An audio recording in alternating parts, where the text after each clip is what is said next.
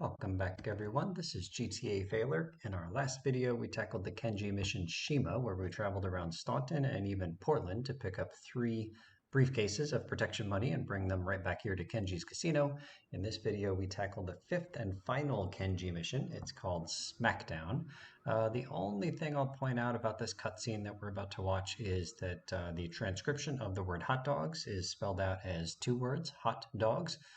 Sorry, it's spelled as 1 word, should be 2. That's the problem. Okay, so the premise here is pretty simple. Whoa, Kenji, calm down. My goodness, we're doing the best we can here. The idea is that we are supposed to take out as many yardies as we can, and you can kill them with your car, or you could shoot them. Any way you take them out is fine. You have to kill at least 8 before the last yardie disappears from the streets. And when I was speedrunning this game, I had a lot of misconceptions about how the yardies spawn and when they despawn. I still don't understand everything, even after doing a lot of experimenting for the purposes of creating this video, but I'll share my best guesses for how this mission is programmed. I've certainly learned a lot in making this video. The reward for passing this mission is $10,000 plus another 1,000 per yardie that you kill in excess of 8. So again, you got to kill at least 8, and if you kill any more than 8, you get $1,000 per extra yardie beyond the 8, and you get 10,000 if you pass the mission no matter what. Having wanted stars at any point during this mission doesn't make any difference.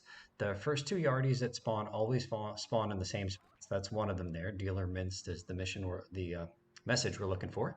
And then the second fixed yardie spawn is here in Central Park. Notice that there's 2 other yardie spawns. When we killed the first yardie, 2 other dots showed up on the map, and we killed the second yardie there, 2 other dots showed up on the map. And gradually we're going to see messages at the bottom of the screen we don't like, which will say something like a yardie is off the streets. That means that one of the green dot spawns has disappeared. And is not there for us to take out anymore. So we've got 3 kills at this moment, just need to get at least 8. Okay, I'll also point out that the yardies that are at the green dots, that is the mission-specific yardies, they attack you in this mission when you get close to them. Now, I know that we're being attacked by all the yardies in the game, and that's going to be true for the rest of the game. That's only because we completed the King Courtney mission called Kingdom Come earlier. That was the one that triggered the yardies to be hostile to Claude for the rest of the game. But even if you haven't beaten that mission at this point in your playthrough, when you're playing this particular mission, Smackdown, the mission-specific yardies are hostile to you, and they'll come after you if you get close to them. But if the other yardies in the rest of the game are not hostile towards you, they won't be hostile towards you on this mission. It's just the mission-specific yardies. Okay, I did some science and watched a few other YouTubers play this mission, all on the original trilogy version, not on the definitive edition. And what I discovered is that the number of yardies that appear is not constant. It's not always the same. See, a yardie is off the streets there. It's not always the same total number of yardies. Like if you add up the number of yardies you mince and the number of yardies that appeared but then go off the streets, it's not a constant. So here is some data for you. In one YouTuber's video that I watched, they killed 8 yardies, 10 yardies disappeared, and there were that gives you 18 yardies that person had on the map at some point. Another video, it was 10 killed, 11 disappeared for a total of 21. Another one I saw 12 killed and 12 disappeared for a total of 24. In one of my videos I watched, killed 11, actually it's this video, killed 11, I think that there were 13 that I didn't get to, so that gives me a total of 24 as well. In another attempt, I only killed 6, which isn't enough to pass, but anyway, I killed 6 and 8 of them disappeared from the streets for a total of 14. I'm confident you can get fewer yardies to spawn than I did, but I think that there is a minimum that's more than the 2. Like those 2 original yardies, they will stay there until the cows come home. They won't ever despawn. So it can't be 2, it's got to be something bigger than that, but I don't know what the minimum is. I found a range of 14 to 24. Seems like the quicker you kill the yardies, the more of them will spawn during your attempt. Also, when I watched others passing this mission, the completion times ranged from about 3 minutes 15 seconds to 4 minutes 20 seconds. When I was experimenting with this mission and really not trying to like pass it, I had attempts that were 5 minutes, 6 minutes, 7 minutes, 8 minutes. I had a 9-minute attempt. I could go longer, honestly. And if you go back a few seconds, you'll see that I got a $10,000 10,000 for passing the mission, and then a bonus of 3,000 extra because I killed 11 yardies. And so that 11 was three more than the minimum required of 8. Okay, in this next attempt, what I intended to do was show you what happens when you fail to kill 8 yardies. So I killed 7 yardies. You saw the seventh one there. And then I wanted to also see this guy right here in front of me despawn. So I just decided to hang out. There's other yardies on the streets right now, but eventually they'll all disappear. And it's just this one guy against a bunch of Yakuza. There's at least 10 of these Yakuza shooting at this guy. Why isn't he dying, right? Like he's taking a ton of damage. I was stunned that he could survive here as long as he did. I talked about how in a previous video I thought Kanbu was tough. He took out the 3 Colombian cartel gang members at that deal at the hospital. But this Yardy seems impervious to the bullets of all of these Yakuza. He puts Chuck Norris to shame. My goodness, look at this. He's taking the Yakuza out. I love how the ambulance comes in here and starts resuscitating all of the people that are ganging up on this one poor Yardy. Um, yeah, this is crazy. Just like look at all the blood pouring out of this guy. He's getting punched. He's getting shot by like a dozen Yakuza. Again, the paramedics are taking care of the Yakuza, bringing them back to life so they can continue to attack. Then I got in on it. I said, well, I'm a sucker for peer pressure.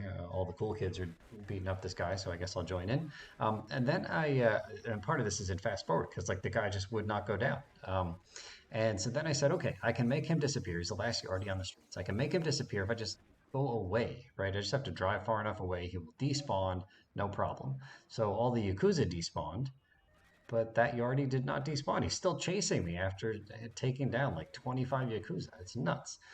So eventually, he shoots up my ambulance so much that it catches on fire and then he is going to die in the explosion. So he didn't die from all those bullets, but the Yardies do die from explosions if they're near exploding vehicles. And I'll also point out that even though I did that for a long, long time and the mission would not end, here it ended. I just needed to kill that one Yardy that I had interacted with. It was either he kills me or I kill him. And then and notice that I'm starting this attempt at 3:17 in the morning. I'm just pointing that out. And then once I killed that Yardy that would not die, then 2 other Yardies popped in. There's always 2 more spawning when you kill one. And then we just needed to wait a little bit of time for those 2 to despawn. And I think that they couldn't despawn. The one Yardy that lived forever wasn't going to ever despawn because I interacted with him. Like I woke him up in some way. But the other 2 Yardies that came after I killed the one super Yardy, they never interacted with me. They never saw me. I never woke them up. So eventually they were able to despawn. Actually, it didn't take that long. Okay, so here after like I started at 3:17. We're at like 5, so it's almost 2 minutes of me just standing around. Notice that no new Yardies have spawned, and the 2 Yardies that are always in these 2 locations at the start of this mission, they haven't despawned. So I think you could just hang out all day, and nothing will happen in this mission until either you kill the one of these 2 Yardies or they kill you. It's definitely not a timing thing. And eventually I'm going to turn around and take this guy out, I guess. But it's I take him out at like 6 minutes 45, sorry, 6:45 in the morning. So it's been 3.5 minutes of not killing any Yardies, and in the entire time, the only Yardies on the map are exactly the 2 Yardies from the beginning of this mission. And then you kill one, and you get 2 more. That's how the program works. Anytime you kill one, 2 more spawn. Okay, next attempt. This is another Yardy Superman that we're going to check out. These guys are just tough. My goodness. All right, so if there's ever like a blood shortage here in the U.S., what we should do is take one of these Yardies and like hook them up to like whatever I don't want to get like all graphic here. Some people might be squeamish, but you let this guy donate a lot of blood.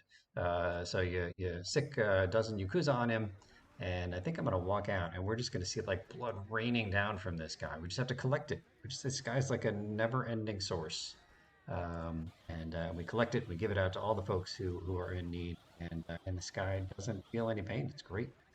I also saw many times these super yardies. Here we get close, and if you look real close, you can just see like the fountains. Oh my goodness, it's raining here. All right, I'm starting to get squeamish.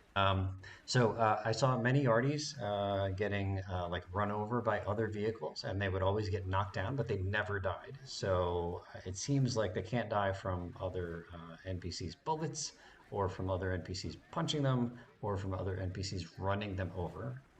They can die from other NPCs' vehicles exploding, and they can die from me in any normal way. But my goodness, these guys are anything but normal when it comes to taking punishment from the NPCs.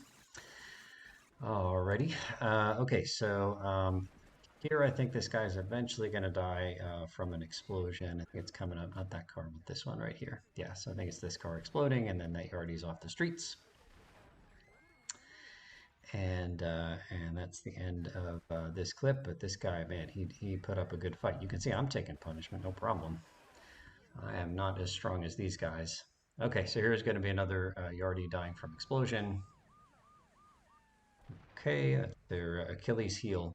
And then I'm just going to show a little bit more of this clip. I got stuck, like I was really low on health, and so I was just fooling around, didn't care about passing the mission or surviving or anything, but just decided to like run over here and hide out for a little bit until the mission failed. And then I started walking down a very narrow walkway. We're going to fast forward here for just a bit, and then I'm going to play it in regular speed. When I walked down like a little space that maybe I wasn't it wasn't clear to me that I was supposed to walk down this space. Like maybe I shouldn't have been able to fit it all, but I did fit in the beginning. Here it is. Um, and then it seemed like it was getting narrower and narrower. I was starting to get kind of claustrophobic in here. And then I think it's game over here. This is me stuck in the wall. Yeah, mission failed. I got bigger problems right now. I'm more wall than human. Um, yeah, so I think maybe like if I had a grenade, I could have like tossed it down and that would have like blown me out of the wall, but it would have taken more than the 10 points that I had. So didn't do that, just thought it was kind of an interesting quirk. I'd never been down this little tiny alleyway here. I think it's safe for part of the alley, but at some point you just get stuck in the wall. Okay, so here I'm going to get shoved by a police car over this wall to my right. We're going to land on the highway down below. The Yardie is up above, and let's see how the Yardie handles like a 20-foot fall onto pavement. All right, so he's really intent on coming to get me, so he seems to have no problem taking that jump. And yeah, he's fine. He's totally fine.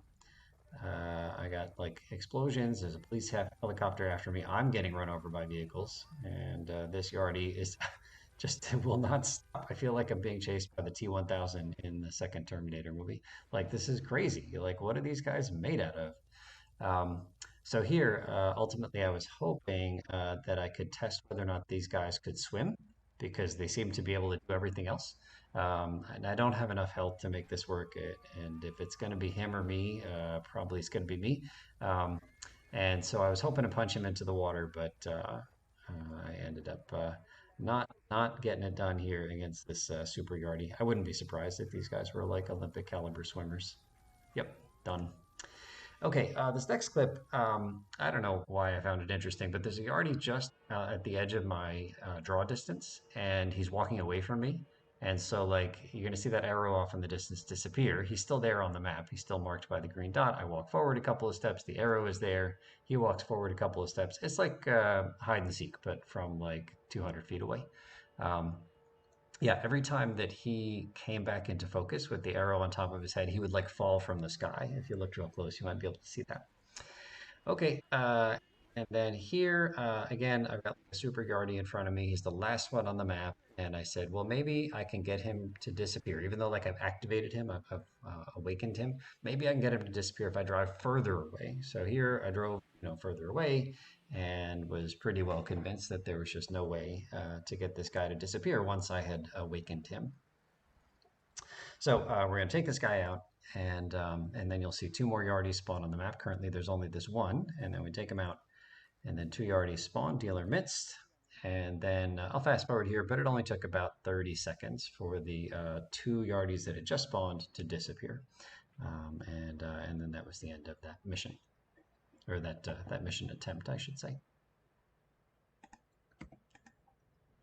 Okay, so now we'll see an attempt at a challenge that I set out for myself for this video, and that was to try to pass the mission without getting into any vehicles, which mostly just means running around on foot and killing the Yardies with any of the weapons that I have.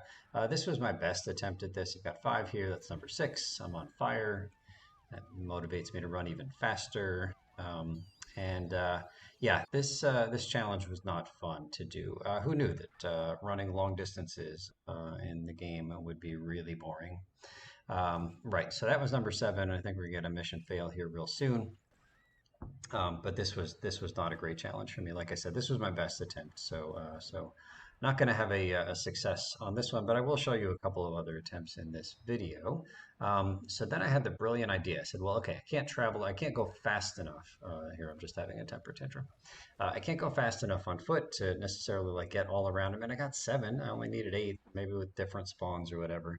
But I had an idea. I said, okay, what if I find a loophole? So I said the challenge was I wouldn't get in any vehicles. So I came up with this brilliant loophole in the arbitrary challenge that I invented to do that. But how did I just lose? I was at 200 health, and then I was at 88 before I even hit the pavement, and then that brought me down to 62. Now I'm at 62. I've got a good driver driving really fast, taking me to the far south, and I'm gonna lose 62 hit points when they like this Lyft driver just like cancels my ride like mid-ride. Like what's happening here?